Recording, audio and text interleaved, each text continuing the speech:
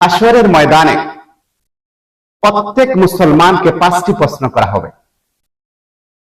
প্রিয় নবী হযরত মুহাম্মদ রাসূলুল্লাহ সাল্লাল্লাহু আলাইহি ওয়াসাল্লাম বলেছেন, কিয়ামতের দিন কোন বান্দার দুই পা সরবে না, কোন বান্দার দুই পা সরবে না যতক্ষণ না তাকে 5টি বিষয় সম্পর্কে জিজ্ঞাসা করা হবে।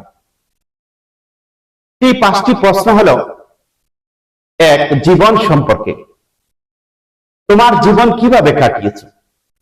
2, যৌবন সম্পর্কে, তোমার যৌবন কোথায় ও কি কাজে ব্যয় করেছো।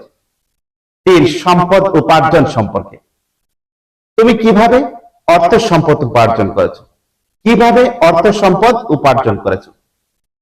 4, সম্পদ ব্যয় সম্পর্কে, অর্জিত সম্পদ কোথায় ও কোন কাজে ব্যয় করেছো, অর্জিত সম্পদ কোথায় ও কোন কাজে ব্যয় করেছো।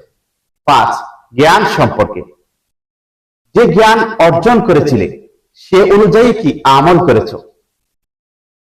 তাই আসুন আজ থেকে নিজেদের হিসাব নেওয়া শুরু করি, কারণ কাল হাশরের ময়দানে এই প্রশ্নগুলোর উত্তর আমাদের দিতেই হবে।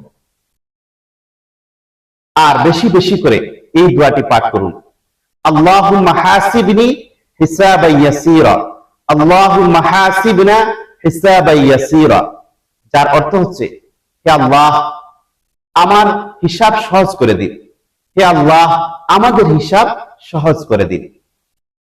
আমিন সুম্মা আমিন।